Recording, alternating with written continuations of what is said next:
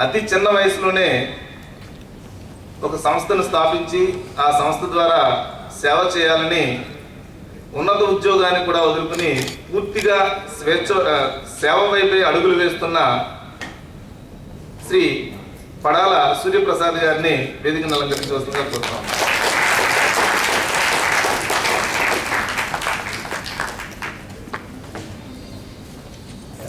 Padala charitable trust నిర్వహణలో మంచి ఉపాధ్యాయుల్ని ఆదరించాలి అనే ఆలోచనతో ఇంత మంచి కార్యక్రమాన్ని మొదలుపెట్టిన మిత్రులందరికీ నమస్కారం.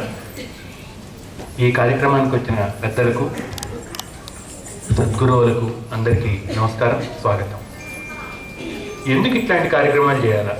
పడాల చారిటబుల్ బాధ్యుడు సూర్యప్రసాద్ ఈ యంగ్ ఫ్రెండ్ హాయిగా బతకడానికి చాలా దోవలు ఉన్నాయి. వాటన్నిటిని వదులుకొని ఇక్కడనే ఇట్లానే బతకాలని అనుకున్నందుకు ఆయనకి నమస్కరిస్తూ, ఆయన అభిప్రాయాల్ని, ఇట్లాంటి పనులు ఎందుకు చేస్తున్నాడో మా అందరికీ చెప్పాల్సిన బాధ్యత మీ మీద ఉంది సార్. ఈ సద్గురు పురస్కారాలని పెట్టడానికి కారణం ఏంటి, మీ మనసులో మాట ఏంటి, మా అందరికీ తెలియజేయాలని కోరుకుంటూ ఆహ్వానిస్తున్నాను.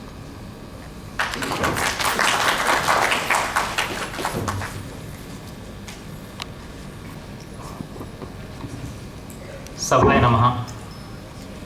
సభకు చేసిన పెద్దలందరికీ పేరు పేరున మా సంస్థ నమస్కారం తెలియజేసుకుంటూ, ఈరోజు ఈ కార్యక్రమానికి అసలైన అలంకారం, అసలైన అతిథులు మా సద్గురులందరికీ పాదాభివందనం.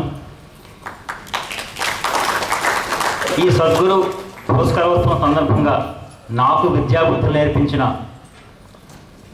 నా గురువులందరినీ పేరు పేరున స్మరించుకుంటూ, వారికి ముందుగా ప్రణామాలు చెల్లించుకుంటూ అందరికీ స్వాగతం పలుకుతున్నాను.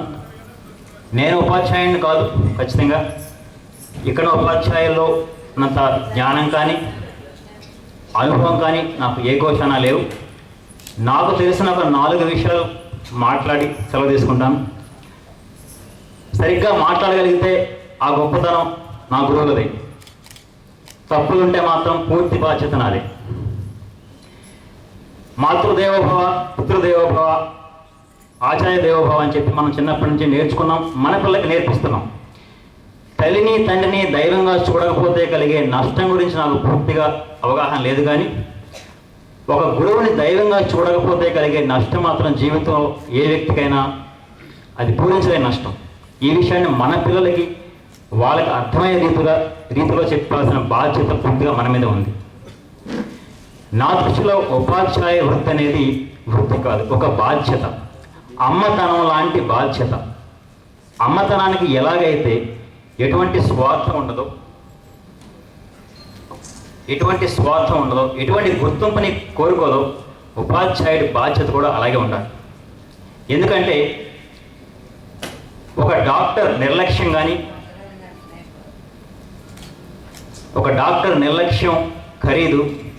కానీ స్వార్థం కానీ ఖరీదు ఒక ప్రాణం మాత్రమే. ఒక లాయర్ నిర్లక్ష్యం కానీ స్వార్థం కానీ ఖరీదు ఒక కుటుంబం. అలాగే ఒక ఇంజనీర్ నిర్లక్ష్యం ఖరీదు ఒక ఊరు మహా అయితే. కానీ ఒక ఉపాధ్యాయుడి నిర్లక్ష్యం కానీ స్వార్థం కానీ ఖరీదు ఒక తరం. ఒక తరాన్ని బాగు చేయాలన్నా, సర్వనాశనం చేయాలన్నా అది కేవలం ఒక ఉపాధ్యాయుడికి మాత్రమే సాధ్యమవుతుంది, ఇంకెవరో సాధ్యం కాదు. అయితే నాకు తెలిసి గురువులు 2 రకాలని చెప్తూ ఉంటారు. ఒకటి, కేవలం పుస్తకాల్లో ఉన్న పాఠాల గురించి చెప్పుకుంటూ వెళ్ళేవారు సాధారణ గురువులు. పుస్తకాల్లో ఉన్న పాఠాలతో పాటు జీవితానికి సంబంధించిన పాఠాలు నేర్పుతూ జీవితానికి సిద్ధం చేసేవాళ్ళు సద్గురువులు. నాకు తెలిసి మనకు గురువులు చాలామంది ఉన్నారు, కానీ సద్గురువుల కొరత మాత్రం ఖచ్చితంగా ఉంది. ఎందుకంటే ఈరోజు పరిస్థితి ఏంటంటే మన విద్యార్థులు కేవలం తరగతి గదికే పరిమితం అయిపోయి ఈ మార్కులు ర్యాంకుల చుట్టూ పరిగెడుతూ సాటి మనిషితో ఎలా మాట్లాడాలి, ఎలా మెలగాలి అనే విషయం నేర్చుకోకుండానే, కుటుంబం అంటే ఏంటో అర్థం చేసుకోకుండానే ఎదిగిపోతున్నారు. ఏమాత్రం చిన్న సమస్య వచ్చినా సరే ఒత్తిడికి లోనై పెద్ద నిర్ణయాలు తీసుకొని జీవితాన్ని నాశనం చేసుకుంటున్నారు.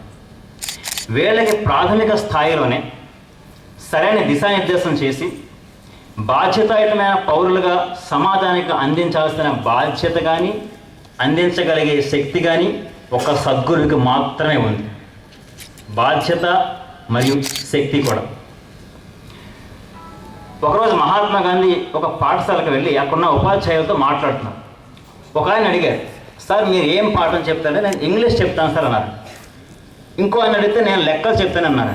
అలా ప్రతి ఉపాధ్యాయుడి దగ్గర నుంచి కూడా ఆయన వాళ్ళు చెప్పే సబ్జెక్ట్స్ గురించి చెప్తున్నారు.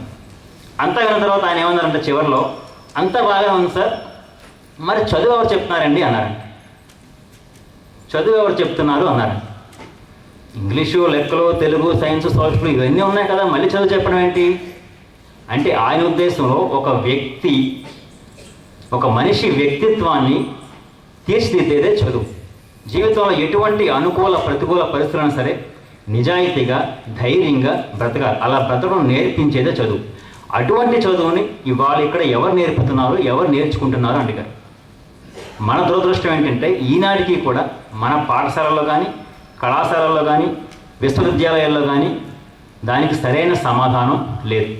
ఎందుకంటే సద్గురువుల కొరత తీవ్రంగా ఉంది. సరే, కాసేపు మన సద్గురువు గురించి విషయం ప్రక్కన పెడదాం. అసలు సాధారణ గురువులుగా ఎంతమంది వాళ్ళ బాధ్యతను నిర్వర్తిస్తున్నారు?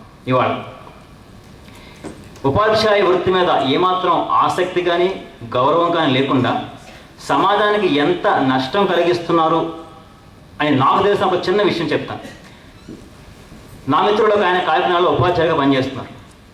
చాలా మేధావి, చాలా తెలివైన వాడు. క్లాస్కి అప్పుడప్పుడు వెళ్తూ ఉంటారు, పాఠాలు అస్సలు చెప్పరు. కానీ కాకినాడలో ఏ చోట ఏ స్థలం రేటు ఎంత ఉందో 5వ తరగతి పిల్లవాడు 10వ ఎక్కం అప్పచెప్పినంత తేలిగ్గా అప్పచెప్తారు. అంత మేధావి.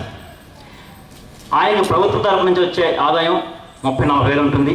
బయట ఆదాయం కనీసం 50,000 ఉంటుంది. ఇవన్నీ ఎలా చేయగలుగుతున్నావు అని చెప్తే ఆయన సమాధానం ఏంటంటే, ఏముంది, మా ఎంఈఓ గారికి ఒక మంచి సైట్ కొనిపెట్టాను, ఆయన మాట్లాడటం ఇంకా స్కూల్కి వెళ్ళినా వెళ్ళకపోయినా అడిగేవాడు లేడు. ఇది సమాధానం. అంటే ఏంటి? వ్యవస్థలో ఉన్న లోపాలకి తమ తెలివితేటలు జోడించి తమను అపర మేధావులుగా చిత్రీకరించుకొని ఎదిగిపోతున్నాము అనే భ్రమలో ఉన్నారు వీళ్ళు. వాళ్ళు గ్రహించిన ఒక విషయం ఏంటంటే, ఈ ఎదుగుదలలో తమ తరగతి గదిలోని పిల్లలతో పాటు తమ సొంత పిల్లలు, తమ ఇంట్లో పిల్లలకు కూడా ఒక చెడు మార్గాన్ని చూపిస్తున్నాను, వాళ్ళు ప్రభావితమయ్యే అవకాశం ఉంది అనే విషయాన్ని గ్రహించలేకపోతున్నారు. ఎందుకంటే పిల్లలు పెద్దవాళ్ళు చెప్పేది వినరు, వాళ్ళు చేసేది చూస్తారు, తర్వాత వాళ్ళు అదే చేస్తారు. ఇంత చిన్న విషయాన్ని నిర్లక్ష్యం చేస్తూ ఉండడం వల్ల భవిష్యత్తులో ఎంత పెద్ద సమస్య ఎదుర్కోవాల్సి వస్తుందనే విషయాన్ని వీళ్ళు గ్రహించరు, చెప్పినా వినరు. కానీ మన అదృష్టం ఏంటంటే ఇలాంటి వాళ్ళు ఎంతమంది ఉన్నా సరే, ఇటువంటి ప్రతికూల పరిస్థితులు ఉన్నా సరే, కేవలం పిల్లల కోసం శ్రమిస్తూ ఎటువంటి గుర్తింపును ఆశించకుండా తరగతి గదినే విద్యాలయంగా భావిస్తూ కష్టపడే సద్గురువులు ఉన్నారు. అయితే మన అదృష్టం ఏంటంటే ఎంతటి ప్రతికూల పరిస్థితులున్నా సరే పిల్లల కోసం శ్రమిస్తూ ఎటువంటి గుర్తింపును ఆశించకుండా కష్టపడి పనిచేసే సద్గురువులు కూడా ఉన్నారు. అలాంటి మహానుభావులు ఉండబట్టే ఇవాళ విద్యా వ్యవస్థ ఈ మాత్రం బతికి పట్టగలుగుతుంది. అటువంటి వాళ్ళను పాదాభివందనం చేయాల్సిన బాధ్యత సమాజంలో ప్రతి ఒక్కరి మీద ఉంది. ఆ ప్రయత్నంలో మేము వేస్తున్న మొట్టమొదటి అడుగే ఈ సద్గురు పురస్కార కార్యక్రమం. అయితే ఈ కార్యక్రమం గురించి అడుగుకున్నప్పుడు మొదట్లో భయం వేసింది. ఎందుకంటే ఉపాధ్యాయులకు పురస్కారాలు అనేవి ప్రభుత్వ తరపు నుంచి ఉన్నాయి, రకరకాల సంస్థల నుంచి ఉన్నాయి. మరలా ఇంకొక చిన్న సంస్థ నుంచి పురస్కారం అవసరమా?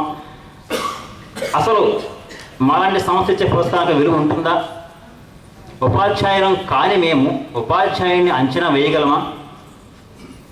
ఈ క్రమంలో మేము కానీ మా సంస్థ కానీ అపహాస్యం పాలయ్యే ప్రమాదం ఉందా అని చాలాసార్లు ఆలోచించుకున్నాం, తర్కించుకున్నాం, వాదించుకున్నాం. చివరికి ఒక నిర్ణయానికి వచ్చాం. మన సంకల్పం మంచిది, సమాజ హితం కోరుతున్నాం. ఈ విద్యా వ్యవస్థ మీద ఇంకా నమ్మకం ఉంది, ఉపాధ్యాయ వృత్తి మీద గౌరవం ఉంది, భావి భారత పౌరులకు ఏదో చేయాలనే ఒక తపన ఉంది, తృష్ణ ఉంది. కాబట్టి మొదటడుగు వేద్దాం. ప్రయత్నం చేయడంలో ఓడిపోయే బదులు ప్రయత్నం చేసి ఓడిపోదాం అని నిర్ణయించుకొని కొంతమంది పెద్ద సహకారంతో ఈ విధి విధానాలను రూపొందించుకోవడం జరిగింది. అయితే డిసెంబర్ నెలలో మాకు ఈ నామినేషన్స్ ఈ ప్రతిపాదన రావడం మొదలై సందర్శనకు వెళ్ళే ముందు కూడా ఒక రకమైన ఆదుర్త కంగారు. ఎందుకంటే ఎలా వెళ్ళాలి, వాళ్ళతో ఏం మాట్లాడాలి, వాళ్ళు ఎలా మాట్లాడతారు అని చెప్పి ఆదుర్తగా ఉండేది. కానీ ఒకసారి సందర్శన మొదలుపెట్టిన తర్వాత మా అనుమానాలు కూడా పటాపంచలైపోయాయి. ఎందుకంటే మీరు అక్కడ మాతో మాట్లాడిన విధానం కానీ, మా పనితనం చూడడానికి ఒక సంస్థ వాళ్ళు ఎక్కడి నుంచో కష్టపడి వస్తున్నారు అని మీ కళ్ళలో మేము చూసిన వెలుగు కానీ, మీ పిల్లలతో ఆడిన ఆటలు కానీ, పాడిన పాటలు కానీ మాకు చాలా మరపురాని సంఘటనలుగా మిగిలిపోయాయి. అప్పుడు అనిపించింది మాకు ఖచ్చితంగా ఇది మేము పడిన కష్టం అంతా మర్చిపోయాం. ఆ పిల్లలతో ఆడిన తర్వాత ఖచ్చితంగా ఇది మంచి ప్రయత్నమే అవుతుందని చెప్పి. అయితే ఈ ప్రయత్నాన్ని మీ ఆశీస్సులతో కొనసాగించాలని అనుకుంటున్నాం. కొన్ని ఇందులో ఇబ్బందులు కూడా ఉన్నాయి, అయితే వాటిని ఎదుర్కోగలని అనుకుంటున్నాం.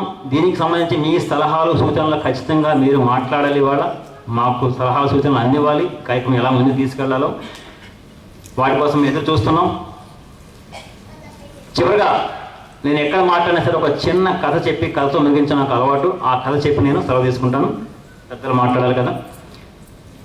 ఒక 10 ఏళ్ల పాప ఉంది. ఆ పాప ఒకరోజు వాళ్ళ నాన్నగారు అన్నం తినిపిస్తున్నారు. నేను తిన్నాను మారం చేస్తుంది. నీకు ఏం కావాలంటే అది కొని పెడతాను తినమ్మా అని చెప్పి బ్రతిమాలితే సరే అని చెప్పి 2 నిమిషాల్లో అన్నం మొత్తం తినేస్తుంది. ఆయన అడిగారు నీకు ఏం కావాలో చెప్పామంటే ఆ అమ్మాయి ఏమందంటే పాప, నన్ను అర్జెంటుగా ఒక బార్బర్ షాప్కి తీసుకెళ్ళండి నాన్న అంట. అక్కడ నీకేం పని అమ్మా అంటే తీసుకెళ్ళి నాకు పూర్తిగా జుట్టు మొత్తం తీయించేయండి అంట. నాకు గుండు చేయించండి అంట. ఆడపిల్లవి నీకు ఇదేం కోరిక అసలు అని చెప్పి ఆయన తిడతారు. తిట్టినా సరే ఆ పాప ఒప్పుకోకుండా మీరు నాకు మాట ఇచ్చారు ఖచ్చితంగా చేయించండి అంట. చాలాసార్లు బ్రతిమాలిన తర్వాత చేసేదేం లేక ఆ బార్బర్ షాప్కి పాపను తీసుకెళ్ళి ఆ పాప కోరుకున్నట్టే జుట్టు మొత్తం తీయించేస్తారు. మన్నాడు పాపను తీసుకెళ్ళి ఇద్దరు స్కూల్కి వెళ్తారు. పాఠశాలకు వెళ్ళిన తర్వాత పాప స్కూల్ గేట్ తీసుకొని లోపలికి వెళ్ళిపోతుంది. ఈలోగా ఒక అబ్బాయి వాళ్ళ అమ్మగారు ఒక కారులో దిగుతారు. ఆ అబ్బాయికి కూడా గుండె ఉంటుంది. వాడు కూడా స్కూల్ గేట్ తీసుకొని లోపలికి వెళ్తారు. ఆ అబ్బాయి వాళ్ళ అమ్మగారు ఈయన దగ్గరికి వచ్చి మీ పాప చాలా గొప్పదండి, దేవత మీ పాప మనిషి కాదు, చాలా గొప్ప మంచి పొగిడేస్తూ ఉంటుంది. ఈయనకి అర్థం కాదు ఎందుకు మా అమ్మాయిని పొగుడుతున్నారు, ఏం చేసింది మా అమ్మాయిని అడుగుతాడు. అప్పుడు ఆమె ఏముంటుందంటే అమ్మ కొన్నాళ్ళ క్రితం మా అబ్బాయికి ఒక జబ్బు చేసింది, ఒక వ్యాధి సోకింది. ఆ ట్రీట్మెంట్లో భాగంగా జుట్టు మొత్తం తీయించేసాం, గుండె అయిపోయింది. వారం రోజుల నుంచి వాళ్ళ క్లాసులో ప్రతి ఒక్కరు కూడా మా వాడిని ఏడిపిస్తున్నారు, హేళన చేస్తున్నారు, నవ్వుతున్నారు. ఇంటికి వచ్చి ప్రతిరోజు కనీసం గంట సేపు ఏడుస్తున్నాడు. ఏం చేయాలో మాకు అర్థమయ్యేది కాదు. నిన్న ఉదయం మీ పాప మా వాడి దగ్గరకు వచ్చి రేపు ఉదయం నుంచి క్లాస్ రూమ్లో నీ వంక ఎవ్వరూ చూడరు, నేనెవరు పట్టించుకోరు, నిన్ను హేళన చేయరు, ధైర్యంగా నువ్వు స్కూల్కి రా అని చెప్పిందంట. ఇవాళ చూస్తే మీ పాప ఈ రూపంలో వచ్చింది. ఖచ్చితంగా క్లాసులో ప్రతి ఒక్కరు కూడా మీ పాపని చూస్తారు, హేళన చేస్తారు, నవ్వుతారు. ఇది కావాలనే మీ పాప చేసింది అంటూ. అప్పటిగానే ఆ వాళ్ళ నాన్నకి అర్థం కాదు ఎందుకు మా అమ్మాయి అంత పట్టుబడి చేయించిందని. ఈ కథలో నేను కలిసిన పిల్లలందరూ అడుగుతాను, ఈ కథలో ఆ పాప మనిషి దేవత, ఆ పాప చేసింది మామూలు పనా గొప్ప పనా? అందరూ చెప్తారు ముక్త కంఠంతో అమ్మాయి పాప దేవత, చాలా గొప్ప పని, అద్భుతమైన పని, ఎవరు చేయలేరు. ఇక్కడే సమస్య. ఒక మహానుభావుడు అన్నాడు 10,000 మంది పిల్లలందరూ కూడా మేధావులే. ప్రతి 10,000 మంది పిల్లల్లో 9,999 పిల్లలు పెద్దల చేత, మన చేత సాధారణ వ్యక్తులుగా మార్చబడుతున్నారు అన్నారు. సో పాప గురించి చాలా అద్భుతమైన అమ్మాయి, చాలా గొప్ప అమ్మాయి అంటే. తర్వాత నేను మాట్లాడిన తర్వాత ఏం చెప్తానంటే ఆ పాప దేవత కాదు, మళ్ళాంటి మనిషే. ఒక మనిషి సాటి మనిషి గురించి ఎలా మాట్లాడాలో, ఎలా ఆలోచించాలో, ఏమి చేయాలో ఆ పాప మనకి చేసి చూపించింది. మన దురదృష్టం, మన దౌర్భాగ్యం ఏంటంటే ఆ మనిషితనానికి దూరంగా జరిగిపోతున్నాం కాబట్టి ఇటువంటివి విన్నప్పుడు, చూస్తున్నప్పుడు, చదివినప్పుడు మనకు చాలా కొత్తగా, గొప్పగా, వింతగా అనిపిస్తుంది. మనిషి అంటే అలాగే చెయ్యాలి. మన పిల్లకి ఏదో గొప్ప విషయం చెప్పకూడదు. మనిషి అంటే అలాగే ఆలోచించాలి, ఆ పాపలాగే ప్రవర్తించాలి. ఇటువంటి మానవతా విలువలను దగ్గర చేస్తూ ఆ మనిషితనానికి దూరంగా జరిగిపోకుండా మన పిల్ల మనల్ని కాపాడుకుంటూ సమాజానికి బాధ్యత గల పౌరులుగా అందించవలసిన బాధ్యత, శక్తి కూడా సద్గురువుల మీద ఖచ్చితంగా ఉంది. మన పిల్లలు భారతదేశాన్ని అభివృద్ధి చెందిన దేశంగా మార్చకపోయినా పర్వాలేదు, ఏమీ నష్టం లేదు. కానీ భారతదేశం అంటే మంచి మనుషులున్న దేశం. భారతీయత అంటే మానవతకు ప్రతిరూపం. ఒక మనిషి చూడాలంటే, మనిషి ఎలా ఉన్నారో చూడాలంటే భారతదేశం వెళ్ళి నేర్చుకుందామని ప్రపంచం మొత్తం గర్వించే స్థాయికి మన పిల్లలు తీసుకెళ్ళే శక్తిని ఆలోచన మనం వాళ్ళకి అందించే బాధ్యత మనదే. అదే నిజమైన దేశభక్తి, అదే నిజమైన సమాజ సేవ, అదే నిజమైన అభివృద్ధి. ఈ దశగా మీరందరూ ప్రయాణిస్తారని, మాకు దిశానిర్దేశం చేస్తానని కోరుతూ, ఇక్కడున్న ప్రతి సద్గురువు కూడా కొన్ని వందల మంది సద్గురువులను తయారు చేయాలని, అలా చేసే ఆయుష్ని, ఆరోగ్యాన్ని, అవకాశాన్ని, అదృష్టాన్ని ఆ భగవంతుని మీకు అందరికీ కల్పించాలని మరొకసారి మీరు అందరికీ పాదాభివందనం చేసుకుంటూ, మళ్ళీ జన్మ అంటూ ఉంటే ఉపాధ్యాయునిగా, ఒక సద్గురువుగా జీవించేలా నన్ను ఆ భగవంతుని ప్రార్థిస్తూ మరొకసారి అభినందన చేసుకుంటూ కలుసుకుంటాం.